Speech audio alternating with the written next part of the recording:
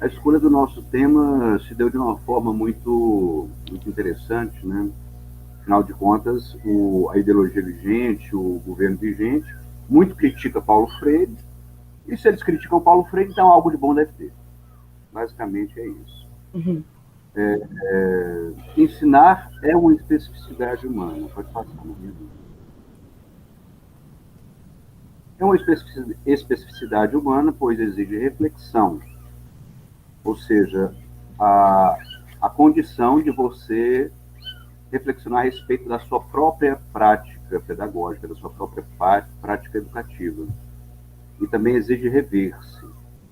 Mas para poder rever-se é necessário preparo. O professor precisa estar em constante aprimoramento.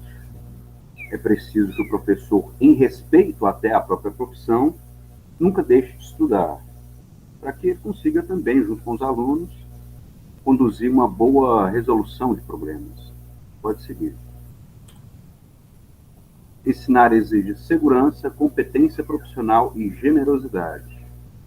A segurança é adquirida justamente nesse processo de aperfeiçoamento do professor, e essa segurança também é uma das virtudes fundamentais para que o professor consiga administrar bem na sala de aula. Aí ele vai dizer que autoridade e liberdade, elas não são dicotômicas, elas não são contraditórias. Autoridade não é autoritarismo, como disse o Caio, como disse a Mariana, porque essa autoridade, ela, ela é automaticamente investida ao professor quando ele se coloca na figura de mediador. E a liberdade também, como disse a Mariana, não é uma liberdade restrita, ela não pode extrapolar a ética pedagógica. Se está o aluno lá atrapalhando a aula por vontades, interesses mesquinhos, bobagens, é obrigação do professor lidar com aquela situação. E isso não é autoritarismo. Muito pelo contrário, isso é respeito à prática pedagógica. Competência profissional, como a gente já havia falado, e generosidade.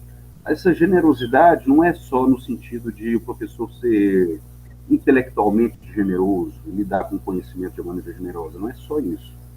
É também não ser arrogante, não ser mesquinho, ser generoso quanto à condição do aluno, ser generoso quanto às limitações do aluno, conseguir compreender tudo isso. Pode passar. Adriana?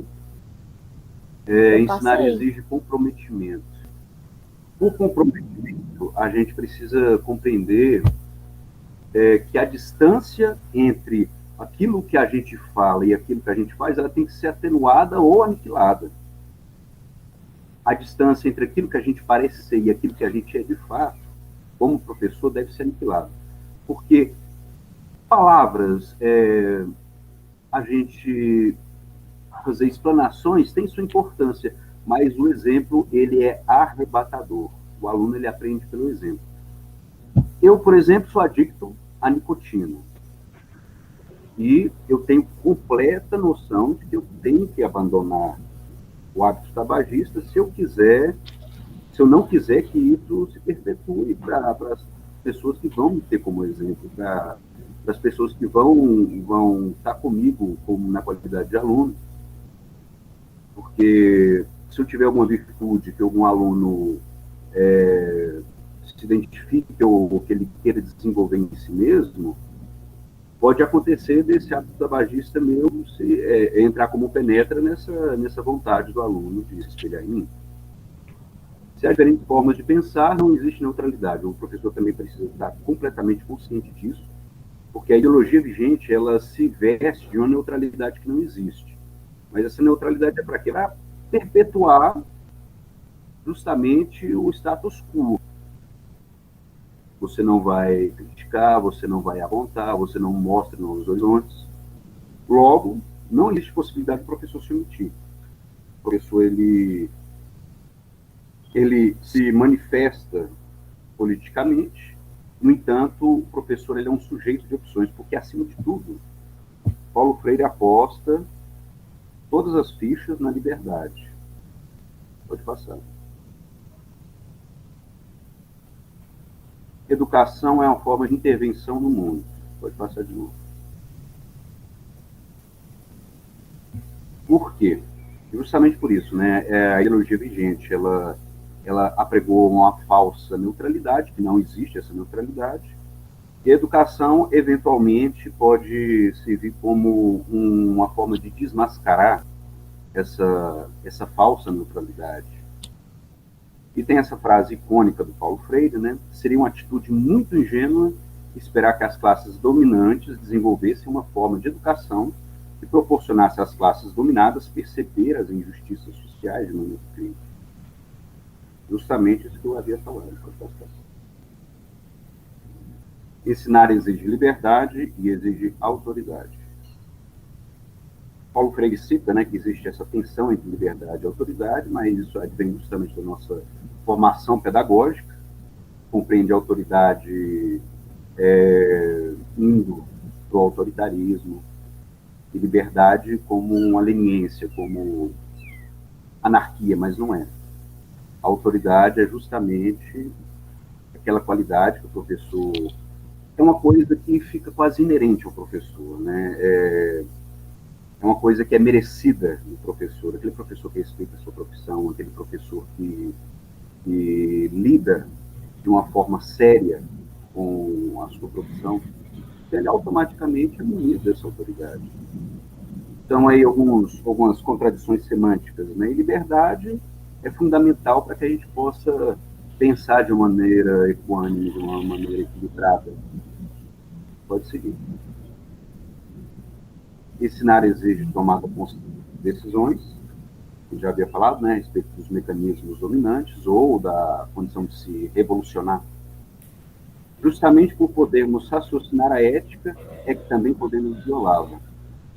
O alicerce, a base de onde Paulo Freire se fundamenta, é numa postura ética diante do mundo. Como que a gente pode aceitar que certos grupos minoritários detenham tanto poder, possam deliberar a respeito de coisas que priorizam muito mais o mercado do que propriamente as virtudes humanas? A gente vai educar em prol do mercado, em prol das finanças, coisas que deveriam nos servir para contrariar interesses de ordem humana. Cara, isso é antiético a nível coletivo. Então, ele foca tanto a ética individual quanto a ética coletiva.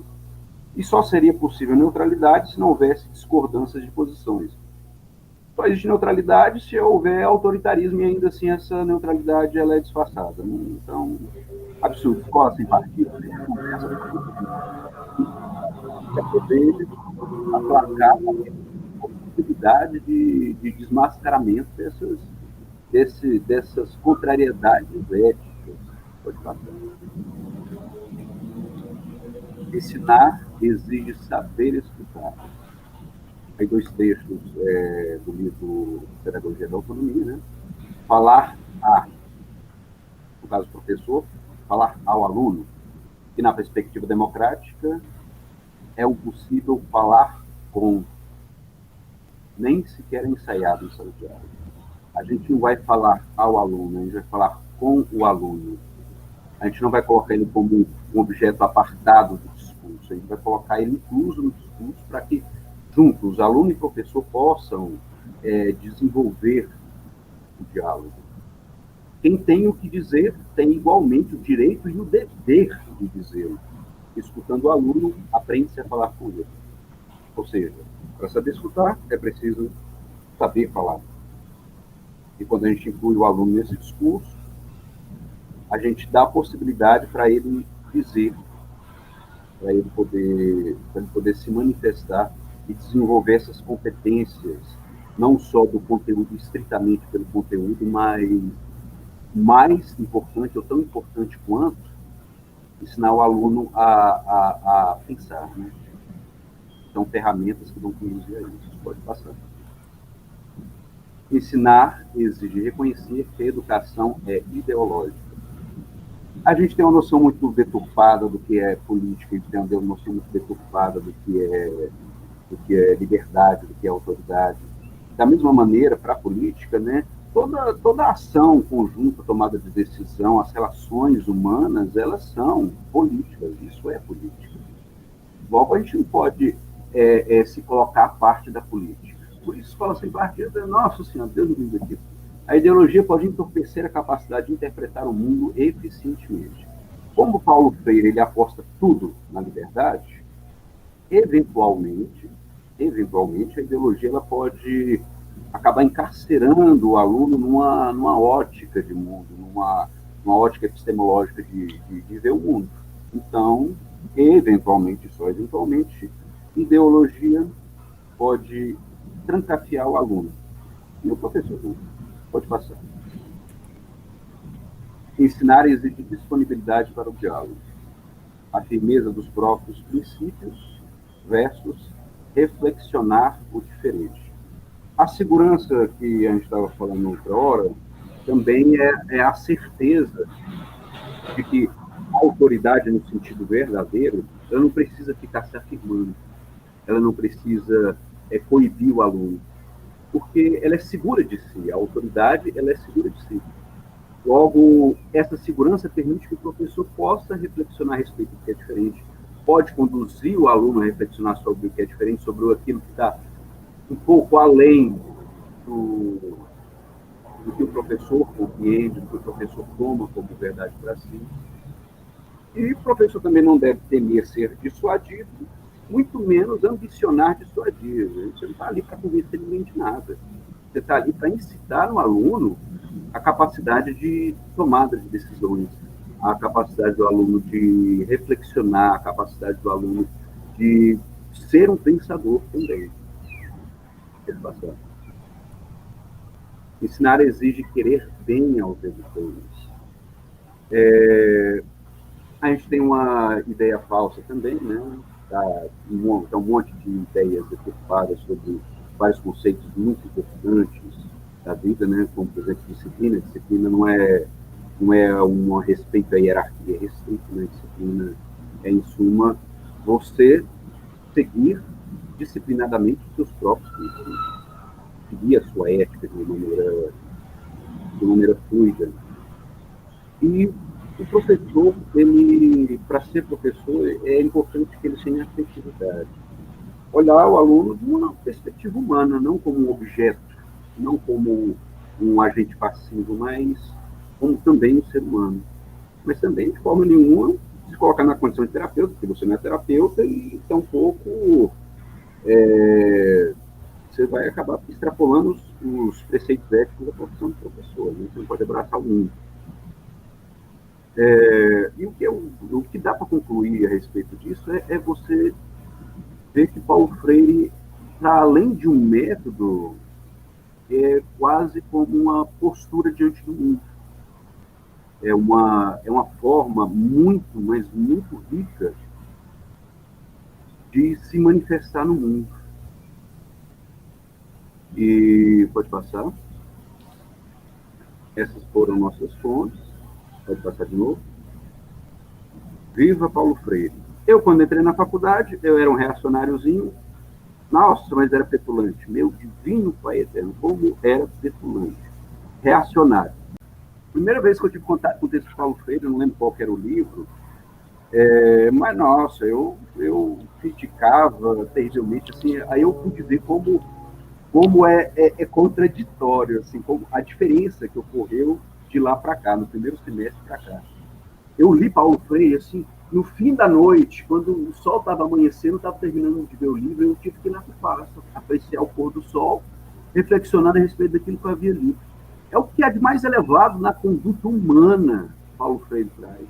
Uma postura diante do mundo. E, meu Deus, eu estou apaixonado. Paulo Freire é apaixonante. Só fala mal de Paulo Freire quem não conhece Paulo Freire ou quem nunca leu Paulo Freire.